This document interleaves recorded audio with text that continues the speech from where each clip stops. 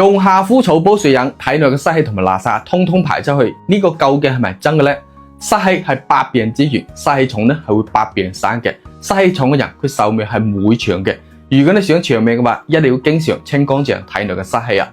特別係我哋兩廣地區嘅旅遊記啊，濕氣咧通常係特別重嘅。你睇到呢條視頻嘅話，你就行大運噶啦。今日我分享個好嘢俾大家啦，就算係10幾年嘅老濕氣啊，生日就可以感受到明顯嘅變化噶啦。但係醫院同埋藥店咧，佢冇可能推薦呢個好嘢俾你，因為你冇咩利潤啊，佢哋冇咩錢揾嘅。不過咧，佢哋內部人就非常之精雞，偷偷喺度食緊啊！你每日飲一啲，你嘅濕氣咧就會一日比一日輕噶啦。咁經常咧有人問我，點解自己濕氣會更重呢？有人講係肥肉食得多，有人講係飲酒飲得多，更加有人話係捱夜捱得多。今日我同大家講下，你長期濕氣重嘅根源咧，唔係飲多咗酒，亦都唔係食多咗肥肉，更加唔係你為咗生活捱嘅嘢啊！其實濕氣重咧係你自己唔注意拖出嚟嘅，唔想引發各種問題，你千祈要注意身體發出嘅信號，再忙你要及時去處理啊！如果唔係嘅話，嗰啲濕氣咧就會越嚟越重噶啦。等你落唔到床、行唔到路嘅時候咧，你想行都嚟唔切噶啦。咁濕氣重咧，你飲嗰啲普通祛濕茶係冇咩用嘅。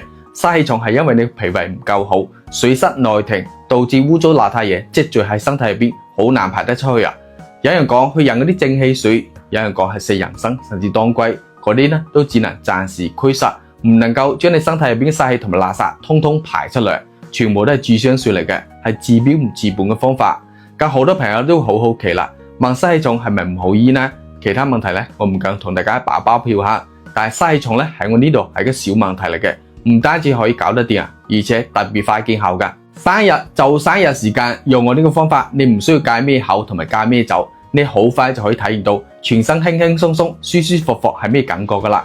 咁自從我分享呢個方法之後，好多人排隊翻嚟多謝我，話自己嘅濕氣消失咗之後咧，佢成個人都輕鬆晒嘅。佢哋從來都冇諗過，居然更簡單咁可以從根源上面去搞掂呢個濕氣重嘅問題嘅。